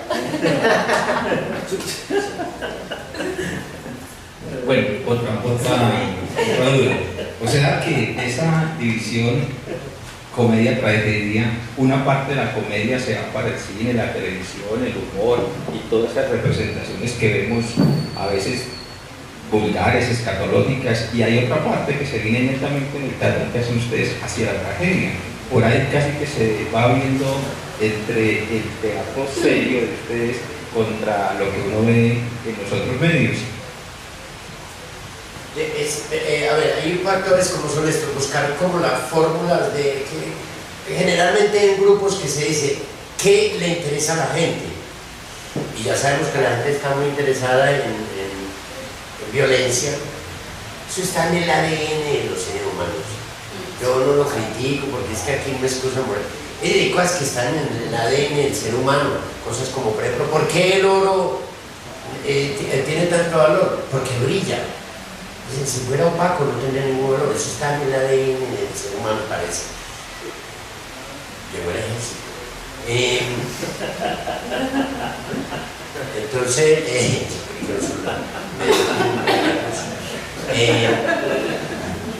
es que soy alérgico. Entonces, bueno, la comedia, hay una cosa que la han tenido que llamar alta comedia, para distinguirla de la diversión, del entretenimiento fácil. Pero métale violencia y mezclele sexo, revuélvase y eso. Esto pone a la gente a delirar. ¿Cierto? Yo soy muy vulgar, me dicen que tengo lenguaje camionero. Saque una obra que en lugar de llamarse Antígona se llame Dame la chimba mañana. Eso se llena. La gente no va a ver Antígona, eso vacío y lo otro tal.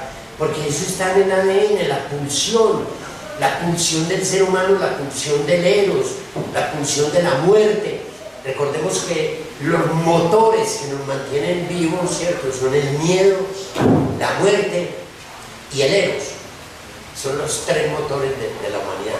Sin esas cosas seríamos como una puerta o una silla, ¿no? Entonces el ser humano es muy complejo y hay cosas que incentivan, pues tienen que llegar hacia eso. Nosotros hemos dicho, no es que nosotros seamos trágicos, tan serios. Nosotros somos el grupo más gocetas del mundo y a veces les decimos, de allá gente riendo y es Matacandelas. Precisamente porque tenemos una ventaja, nos aproximamos a eso, lo estudiamos, no es que lo evadimos, no, hagámoslo los locos, ay, la felicidad, no, ni decir, no, la gente que se ríe, la vida está compuesta de dolor, no somos amargados, sino que nosotros hemos puesto los temas que a nosotros nos interesan. ¿Cuáles son los temas? La incomunicación, el misterio, el sueño, la muerte, la pérdida, ¿cierto? Y hay otros temas, el sexo, por supuesto, me interesa. Pero lo que pasa es que hay, como yo digo, hay obras de teatro donde te prometen sexo, de la misma manera en que te prometen invitarte a ver comer pollo, porque hay cosas que no van a ver, son facelas. Te invito el domingo, a mi familia te quiere invitar a que nos veas comer pollo y cocorico y te siento allá. Y yo digo, ay, qué tal, no, qué sensación tan penal, ver cómo mastican, pero te vienes con 6 horas sin comer y tal. Eso es un apetito, es que hay que diferenciar. Una cosa es el apetito y la otra cosa es el hombre contemplativo. Hay dos órganos que son dos órganos fundamentales de la estética, que son el oído y el ojo. Yo nunca he oído decir que el pene sea un órgano de la estética, eso es un órgano de placer, de goce total, ¿cierto? No estoy hablando desde el punto de vista de... Entonces, ese tema de escandalizar, los temas que antes de escandalizar, yo me acuerdo de una obra en Medellín que llenaba y llenaba y llenaba, porque el tema era picante. Y era sobre el homosexualismo, y pum, lleno, y un día no fue nadie más. ¿Qué pasó? Yo le pregunté al director, ¿qué pasó? Pues no, ya vinieron todos los maricas a ver la obra. Y Abelardo y Eloísa, ¿sabes por qué? ¿Por qué? Abelardo y Eloísa, porque están desnudos. Que fue muy importante en ese momento. Hablar. Para un pueblo que el desnudo, uy, me muero, pues, de una persona en pelota. Es una tontería que tiene esta sociedad con el desnudo. El mago Fernando González era un maestro en eso, ¿cierto? Pero lo hacía de una manera muy diferente a tratar de escandalizar, sino porque era honesto, desnudo y verdadero. Pero bueno, hay una comedia que es una comedia fácil, de enredo, dentro de eso hay mucho teatro incluso interesante, incluso innovador. Autores como Javier Poncela, como Miguel Miura, como Carlos Arniches, que ya es un poco profundo. Aquí en Colombia tenemos como Luis Enrique Osorio, unas comedias hermosas, ¿cierto? Que no necesariamente son de... Pero en el otro lado está la tragedia, el drama. No es que nosotros hemos practicado ambas cosas, lo cómico, y en ambas cosas puede existir profundidad. Lo que pasa es que hay un teatro que es para sacar taquilla, para entretener. Ese no es nuestro espacio, pero yo soy muy amigo incluso de esa gente, porque no los considero bandidos, ni delincuentes, ni al margen de la ley, no, nada de eso. Sino que yo, bueno, compañeros que conciben eso, es que es tan importante lo que dijo hace días alguien, Alejandro Castillejo de la Universidad de los Andes, un antropólogo. El problema en que estamos unidos los colombianos es que estamos, cada uno está tratando de construir un mundo donde no exista el otro. Entonces tenemos que construir un mundo donde en el arte se den esas discusiones, en el teatro, en la literatura, la filosofía. A veces le dicen a uno, ¿oíste que alguien llegó a Colombia? Pero el teatro está en crisis. Claro, absolutamente. ¿Y sabes de cuándo? Desde Esquilo. Desde Esquilo. La pintura está en crisis. Claro que está en crisis. ¿Pero qué es crisis?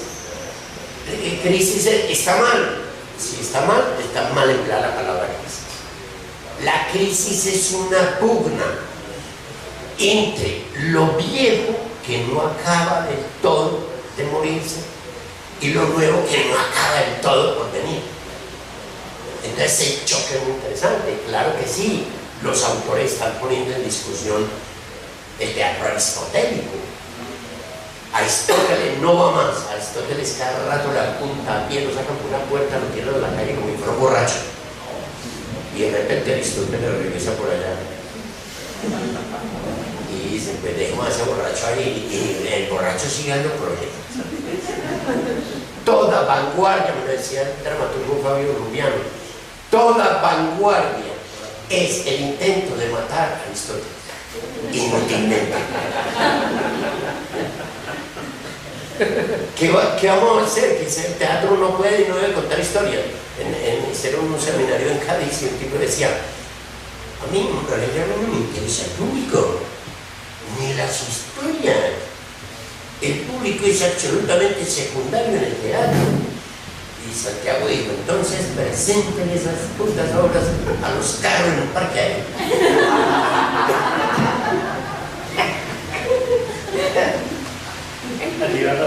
Buenas tardes, mi nombre es María Cristina Valle y mi pregunta es ¿cuál es el criterio de Cristóbal para recibir a sus actores, a un nuevo integrante?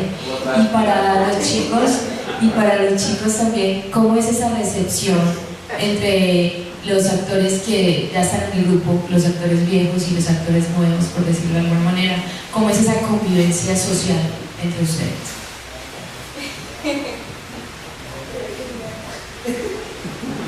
Nosotros no podemos, no hay una fórmula para decir cómo entra la gente al grupo. Esto es como salir un manual de cómo conseguir novia o novio. ¿No? Usted llega a tocar una casa y dice, aquí hay un tipo que sea soltero y susceptible de ser novio mío. No. Es decir, eso no existe una fórmula. Por internet, ¿cierto? Eso no es algo. Yo puedo contar un poquito la historia de la India. A ella le decimos muy cariñosamente la India, ¿cierto? Y a ella le gusta.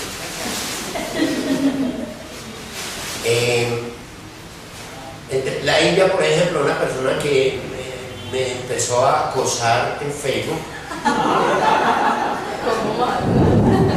que decirme que tenía muchas ganas de entrar al club, que tan bueno. Como la gente cuando a uno a Bogotá le dice, tengo unas ganas inmensas de ir a Medellín, ¿cómo? Los grupos de teatro, ¿cómo voy a Medellín? Sencillo, llegar a terminar, son bolivarianos, tengo ganas de entrar, qué bueno, vivir con ganas, ¿cierto? Y yo a veces le recito el pasaje de nuestros indios de la Sierra Nevada, que tiene una cosa que es maravillosa. Nosotros dormimos poco, comemos poco y follamos poco para mantenernos en un estado constante de anhelo. Entonces, que tiene ganas de entrar al grupo, yo soy una chica alta, rubia, ojos azules, me decía ella, yo me veía en el perfil, no había tal, yo vi una india, y qué tal, me decía, no hay cupo, no está, ahora estamos, hay sobrepoblación, porque nosotros somos como las ratas. Ustedes saben que las ratas son un animal de una inteligencia corporal maravillosa. Yo admiro a esos animales profundamente. Son un ejemplo incluso para esta sociedad, en su comportamiento, en su ética. Se autoprograman las madres de cuántas criaturas van a tener de acuerdo a la mitad. Eso es una maravilla de la naturaleza, eso es sabiduría, eso es una cosa hermosa. Mucha comida, 20. Y así somos nosotros, como las ratas. Nosotros siempre hemos vivido en las alcantarillas sociales. Entonces, uno tiene que programar a ver cómo sobrevivimos, porque la economía está, somos casi 20 personas. Entonces tenemos que, nosotros vivimos de la explotación, ¿cierto? Vivimos de autoexplotarnos. Tú me explotas, yo te exploto. A punta de filosofía. Porque eso del éxito, eso yo lo tengo entre comillas, pero quiero tampoco de que gracias a mi filosofía que crear un montón de fracasados ahí, ¿cierto? Ustedes piénsenlo bien. Son reglas del juego. Por ejemplo, con ella llegó un momento en que la India muy chévere, no contarlo, ¿cierto? Entonces, no, mire, una oportunidad de hablar personalmente, no, niña, no me joda más, y siempre el mensaje y yo, como lo digo yo, deme por lo menos 10 minutos. Entonces ella fue a hablar y hablamos 15 minutos, nos tomamos un tinto y yo empleé toda mi artillería para convencerla que esto era un mierdero, que esto se sufre adentro, que adentro había incluso violadores, y viene el teatro una mierda. Me contó más o menos un poquito su vida, hasta que al final dije, no, esta mujer pues sí está muy difícil, pero aquí sí la voy a matar. Entonces, mire niño, usted ve una casita de campo por allá bien bueno, tiene su esposo, su hijo. Esto aquí es como un puto monasterio, nosotros vamos pálidos porque nunca vemos la luz del sol, ensayando, esto es horrible. Y ella me dijo maravillosamente, esto para mí no es una experiencia nueva. Yo de los 2 años hasta los 18 viví en un hospicio. Entonces, a mí, ¿será que de pronto me gusta vivir así? Y yo le dije, ay, yo no tengo nada que hacer, venga pues.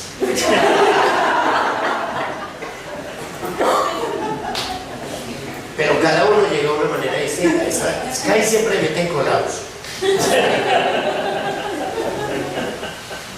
Esta llegó, también lo puedo contar, porque ella se metió a un noviciado en cultura teatral que el grupo daba, que estuvo con Fernanda, y esta no pagaba. Se podía estar sin pagar.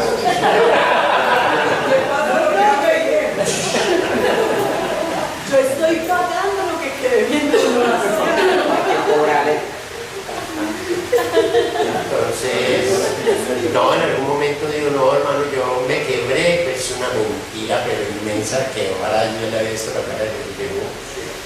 Pero yo puedo hacer trabajo aquí en el grupo para pagar lo que vamos a explotarla, pero así en el choco. Y fue como, digo, venga y trabajo 8 días en un evento que había en la pista de las artes escénicas. Ella dijo que 2 semanas, y después ya sí se quedó.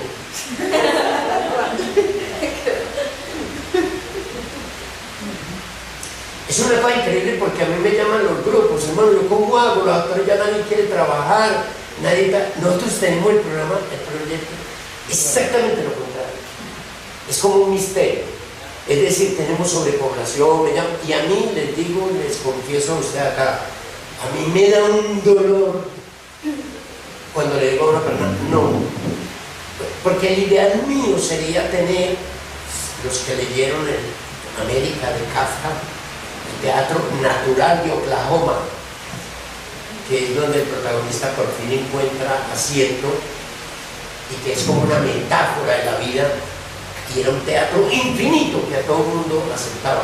Que finalmente Max Brod, el albacea de Kafka, le preguntó: ¿qué es eso del Teatro Natural de Oklahoma? Y Kafka le dijo: es el cielo.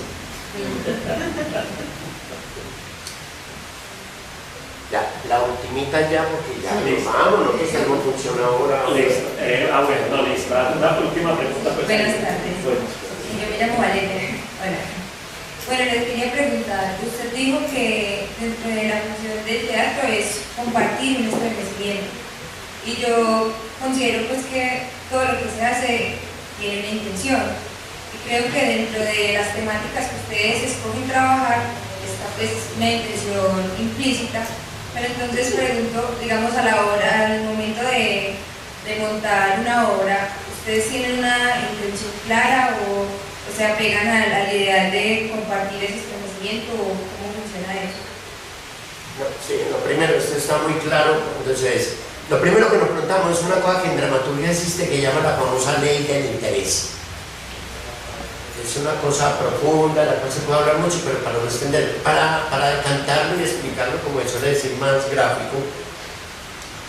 Alguna vez yo fui a Bogotá a ver una obra hace como 2 años y la obra era como 2 horas y todo el trasunto, a mí me aburrió mucho la obra, estaba bien representada, los chicos incluso eran amigos, buenos actores, buenas actrices, pero todo el trasunto de la obra era un hombre que quería atrapar sexualmente a una criada.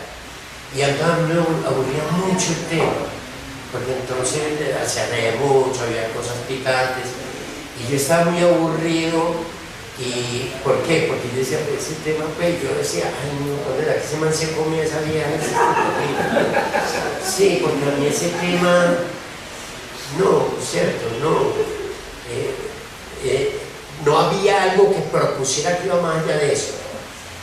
Entonces, cuando nosotros decimos, una cosa que existe en dramaturgia es la famosa ley del interés. Esto que vamos a contar es interesante para alguien.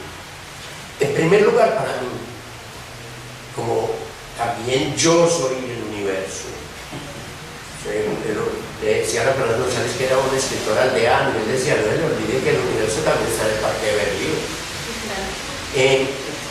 Primero la ley del interés, y luego entran unos factores que es el estilo, cómo está escrita la obra, toda la ley de la construcción dramática tiene sus leyes, recuerden todo eso. Pero siempre partimos de una cosa que es maravillosa y es filosófica. Nosotros siempre partimos de un no saber. Es decir, no decimos, porque tenemos otras formas de producción que son también reales lícitas. Las europeas en Argentina ya existe, que es previo diseño, preproducción. Nosotros no, nosotros arrancamos, para darte un ejemplo, Valeria, es como entrar a un bosque, a ver qué me puede ocurrir. Y dejar de que de repente todo me asalte. No es el director estudiando hasta altas horas el diseño, no somos tan científicos ni técnicos, eso es importante, lo admiramos mucho, es de profesional. Nosotros fuimos criados más como de otra manera y nos gusta mucho esta metodología también como de no improvisar, sino al albur, enfrentarme con eso, es el vacío de la creación. No sé por dónde puede ser esto, ya lo iré encontrando, donde siempre está la sombra del fracaso. ¿Qué es el fracaso? De que no logré comunicar nada. Bueno, de todas maneras, muchas gracias. Y muy a propósito,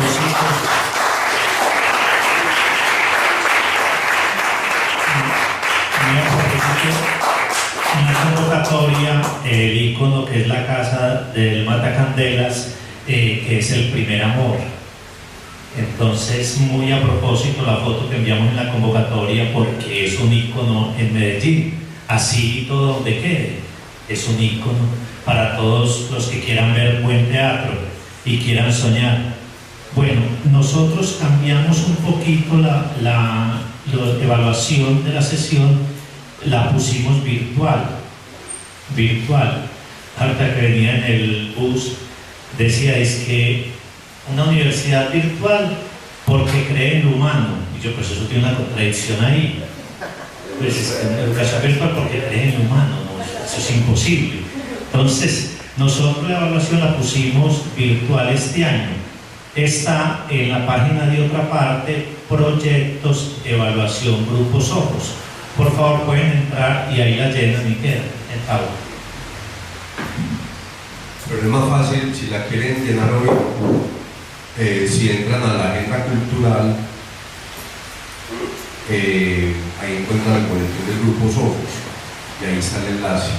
Pero el enlace para los que recibieron la convocatoria por correo está en la lectura preliminar.